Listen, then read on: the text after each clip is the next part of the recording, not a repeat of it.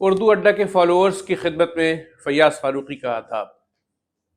दोस्तों, आज हम उस मंजिल पर पहुंच गए हैं जहां से हमारा सफ़र उर्दू सीखने के लिए बाकायदा तौर पर शुरू होगा। आपको याद होगा कि मैंने इससे पहले के वीडियोस में आप सबसे इस बात की गुफ्तगू की थी कि हमको उर्दू सीखनी क्यों चाहिए, उर्दू के तलफ़्फ़ुज़ को हमको क्यों अडॉप्ट करना चाहिए। फिर हमने गुफ्तगू करी थी कि उर्दू जिस तरीके से इस ज़मीन से इसने नशोनुमा पाई है, वो हिंदुस्तान की ही बेटी है, वो यहीं की पैदावार है।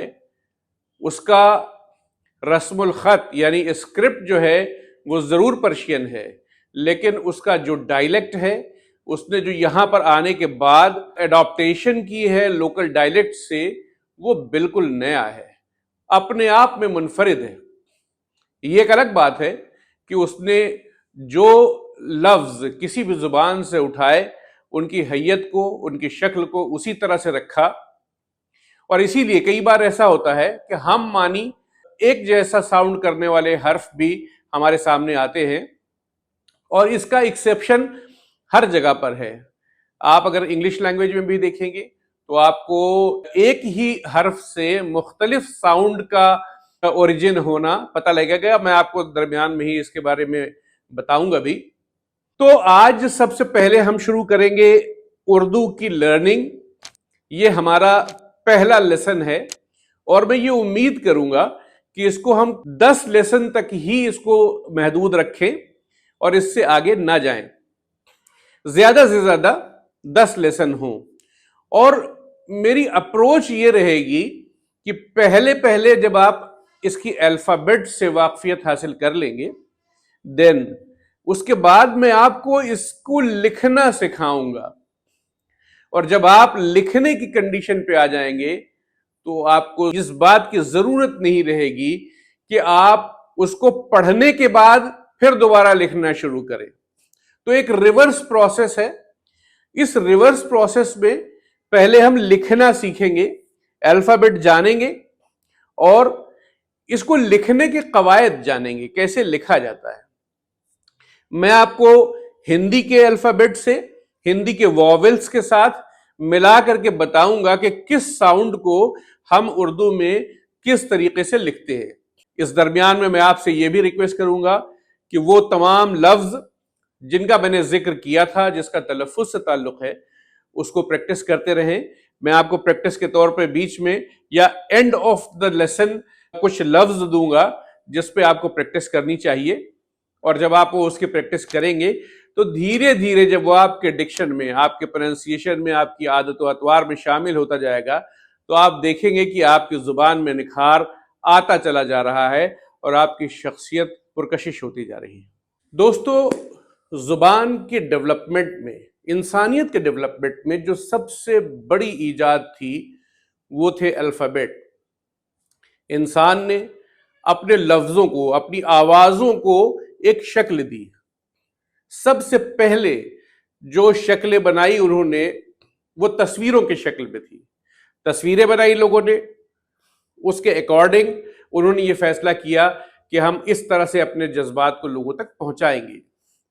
लेकिन धीरे धीरे जैसे जैसे इंसानियत डेवलप करती रही, तहजीब वजूद में आई, लोगों ने अपनी लोकल साउंड के हिसाब से कुछ अलामती तस्वीरें बनाई और उनको ज्वाइन करके लिखना सीखा। ये जो अलामती तस्वीरें हैं, ये तस्वीरें अल्फाबेट कहलाती हैं। इनका एक साउंड है और इस साउंड के साथ दूसरे और साउंड को मिला करके लफ्जों को तश्कील दिया जाता है, अल्फाज वजूद में आते हैं और फिर उसके बाद हम इसको तहरीरी शक्ल में रखते हैं, या हम लोगों से गुफ्तगू करते वक्त अपनी बातचीत एक दूसरे तक पहुंचाते हैं, अपने जज्बों की तरसील करते हैं। किसी भी जबान को अगर हम समझना चाहते हैं तो उसके लिए सबसे ज्यादा जरूरी बात यह है कि उसकी फाउंडेशन में जो अल्फाबेट हैं उनको पहचाना जाए। दोस्तों, ये बात बिल्कुल तय है कि हमारे कुछ बेसिक साउंड ऐसे हैं जिनको हम हर जबान में पाते हैं, लेकिन कुछ हर्फ, कुछ अल्फाबेट ऐसे हैं जो कुछ जुबानों में हैं और कुछ में नहीं है। उसके हिसाब से जो लोकल जरूरतें हैं, लोगों ने उसके हिसाब से अपने अल्फाबेट को तश्कील किया है। नेचुरल जितने भी अल्फाबेट्स हैं, जितने साउंड हैं, वो कॉमन होते हैं। आप इंग्लिश में देख लें तो ए मिलेगा, हिंदी में देखें तो आ मिलेगा, अरेबिक में देखेंगे तो अलिफ मिलेगा। इसी तरीके से जो बुनियादी साउंड है उसको डिपिक्ट करने वाले अल्फाबेट हमने बनाए हैं। इसके अलावा कुछ एक स्पेसिफिक साउंड्स भी हैं जो उस जरूरत को पूरा करते हैं, जो लोकल नीड, जो लोकल डायलेक्ट की जरूरतों को तकमील तक पहुंचाती है। तो आज उर्दू के सिलसिले में भी अब मैं आपको सबसे पहले जो बताऊंगा वो उर्दू के अल्फाबेट्स हैं, शक्लें हैं, साउंड है। उन शक्लों को हम दूसरी शक्लों के साथ किस तरह मिलाएंगे। जैसे हम सभी हिंदी से वाकिफ हैं, उसके अल्फाबेट से वाकिफ हैं, तो उनके साथ मिलते जुलते जो अल्फाबेट हैं वो मैं आपके सामने रखूंगा। आप एक बार इसको पहचानिएगा, इस पर मेहनत करिएगा थोड़ी सी, और जब आप इसको पहचानना सीख जाएंगे फिर मैं आप इनको ज्वाइन करके किस तरीके से लफ्जों को बनाना है वो सिखाऊंगा। और जिस दिन आप इस रूल को लागू कर लेंगे, मुझे लगता है कि आपको 4-5 लेसन से ज्यादा जरूरत नहीं पड़ेगी इन लफ्जों को मिलाने में और उर्दू को सीखने में। और आप देखिएगा कि थोड़े दिनों के बाद ही उर्दू आपके लिए इतनी आसान हो जाएगी जैसे इस वक्त में हमारे लिए इंग्लिश या हिंदी या कोई और दूसरी जुबानें हैं जिनसे हमारी वाकफियत है। उर्दू बेइंतहा आसान जुबान है, सिर्फ एक बार तवज्जो के साथ उसको समझने की जरूरत है। इसमें खास बात इनके अल्फाबेट जो बुनियाद हैं उनको समझना है और उसके बाद हमने आगे बढ़ना है। चलिए इसको शुरू करते हैं। उर्दू का पहला अल्फाबेट अलिफ है। अलिफ कहते हैं, आ का साउंड करता है, ई का साउंड करता है। ये मैं आपको बताऊंगा किस तरह। हिंदी में अगर आप इसको देखें, इससे मिलता हुआ जो हर्फ है वो है आ, छोटा आ, यानी इंग्लिश का ए। ये सबसे पहला अक्षर है आ की आवाज करने वाला अलिफ। और इसी के साथ मिलता हुआ ये भी ईजाद है, ये बेसिकली पर्शियन की ईजाद है, जिसमें जब हम बड़ा आ लिखते हैं हिंदी का तो इसमें एक मात्रा बढ़ाते हैं जिसको हम कहते हैं आ का साउंड, जिसमें खींचा जाता है थोड़ा सा। तो इसमें और कोई तरकीब ना होने की वजह से इन्होंने पर्शियन में इसको अडॉप्ट किया और इसे कहते हैं मद। अलिफ मद आ खींचने का साउंड है। जैसे हम आम कहें तो आम को अलिफ मद जबर आ और मीम के साथ लिखा जाएगा। इस तरह से आप समझें, ये इस तरह से लिखा जाएगा आम।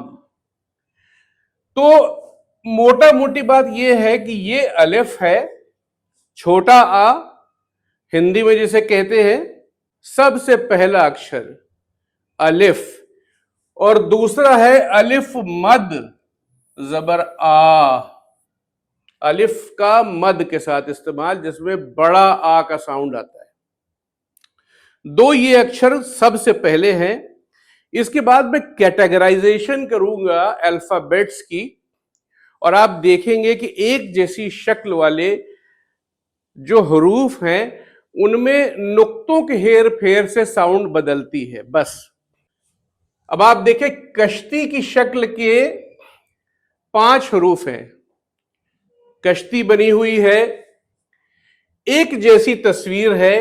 फर्क क्या है देखिए, यहां पर एक नुक्ता, एक डॉट नीचे है इसके, फिर इसके नीचे 3 डॉट है 3, फिर 2 डॉट है ऊपर, एक तो का निशान है और 3 डॉट है। इसे बे कहते हैं, बा कहते हैं, हिंदी का बा है ये,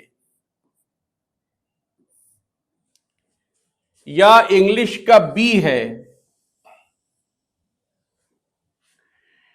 इस कश्ती के नीचे एक हर्फ जो एक नुक्ता है वो इसका साउंड बा का देता है। तो अलिफ और दूसरा हर्फ है बा, अलिफ बा।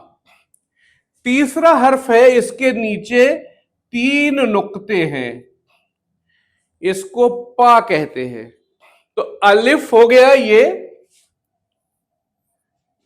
बा, पा।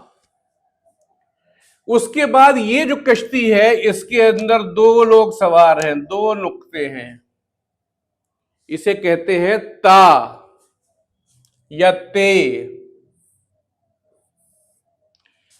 ते कहते हैं, ता का साउंड देता है ये। इसे पे कहते हैं, पा का साउंड देता है। इसे बे कहते हैं, बा का साउंड देता है। तो अलिफ, बा, पा, ता, अलिफ, बे, पे, ते।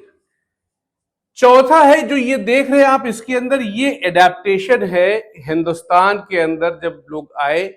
ये पर्शियन से अलग हर्फ है, इसको यहीं पर अडॉप्ट किया गया है, यहीं पर इसकी इजाद की गई है और इसको शक्ल दी गई है। जो एक हर्फ यहां पे आप देख रहे हैं तो इसे कहते हैं, तो कहते हैं, उसको यहां पर छोटा सा बना करके लिखा हुआ है और इसको टे कहते हैं, टे। हिंदी का टा, इंग्लिश का टी, टी। अलिफ, बे, पे, ते, टे और ये जो 3 सवार हैं इसके अंदर, इसके पेट में, इस कश्ती के, इसको कहते हैं सा या से। ये हिंदी का सा है और आप इंग्लिश का एस कह सकते हैं इसको। बात सिर्फ इतनी है कि जिन साउंड को हम निकालना चाह रहे हैं उनकी शक्लें पहचाननी है, उनका अरेंजमेंट समझना है, दैट्स ऑल। जो साउंड हमको चाहिए, बा की साउंड अगर चाहिए है तो बा की साउंड यहां से शुरू होगी। पे की या पा की साउंड अगर हमको चाहिए है तो वो इस शक्ल में है, इसी कश्ती के नीचे 3 नुक्ते हैं, ये पे है और पा का साउंड देता है। इंग्लिश में आप इसको पी कह सकते हैं।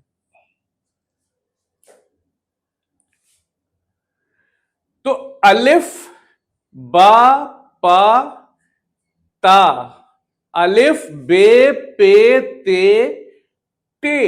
ये टे जो है ये इजाद है हिंदुस्तान के अंदर। यहां की लोकल जो बातचीत थी उसके अंदर टा का प्रोनाउंसिएशन था, तो इस प्रोनाउंसिएशन को एडॉप्ट करने के लिए पर्शियन से अलग हटके उर्दू ने एक अल्फाबेट और चुना जिसका नाम है टे, जो हिंदी के टा और इंग्लिश के टी से मिलता है, उस साउंड को रिप्रेजेंट करता है। और इसके बाद इसी कश्ती के अंदर 3 नुक्ते हैं, ये सा से इंग्लिश के एस को साउंड करता है। तो है थोड़ा सा जम्बल्ड, छोटा बड़ा, छोटी बड़ी, छोटा ऊ बड़ा ऊ आप पढ़ रहे हो, A B C D E F पढ़ रहे हो, इनकी तरतीब हमको पता है। हमको अब इस एक नई तरतीब को समझना है और याद करना है। अलिफ, बे, पे, ते, टे, से। अलिफ, दोहराइए मेरे साथ, अलिफ, बे, पे, ते, टे, से। अलिफ, बे, पे, ते, टे, से। दोहराएं इसको, कई कई बार दोहराएं अलिफ, और अगर मुमकिन हो आपके पास कॉपी और पेन हो तो आप इसको लिखिए, बिकॉज ये लर्निंग के सर्कल को पूरा करता है। जहां पर आप विजुअली पहले देखते हैं, वो हर्फ, वो शक्ल आपके डाटा बैंक में जाती है और फिर वहां से रिट्रीवल होता है। तो जो ये लिखने का प्रोसेस है, ये रिट्रीवल ऑफ डाटा है। हमने एक चीज देखी विजुअली, उसका सिग्नल क्रिएट हुआ, वो दिमाग में जाके उस डाटा बैंक में हुई मौजूद, और फिर जब हम लिखते हैं तो वो वापस आ जाती है। उसके साथ साथ आप इसको लिखिए, अलिफ, बे, पे, ते, टे और से। लिखिए इसको, कश्तियां बनाइए, और आप लिखिए बे, बे के नीचे एक नुक्ता, पे, पे के नीचे 3 नुक्ता, ते, ते के पेट में 2 नुक्ता, टे, टे के बीच में तोय, और से के पेट में 3 नुक्ता। इसको साउंड को बार बार दोहराना है और लिखना है। इस प्रोसेस को अगर आप साथ साथ मेरे साथ करेंगे तो आप देखेंगे कि हम 10 लेसन के अंदर आप अपने आप को उर्दू का माहिर महसूस करेंगे। मैं आपको उसके उसूल बताऊंगा, किस तरीके से उसको लिखना है, और जब आप उसकी प्रैक्टिस करेंगे तो देन कोई आपका हाथ नहीं पकड़ सकता उर्दू को पढ़ने और लिखने में।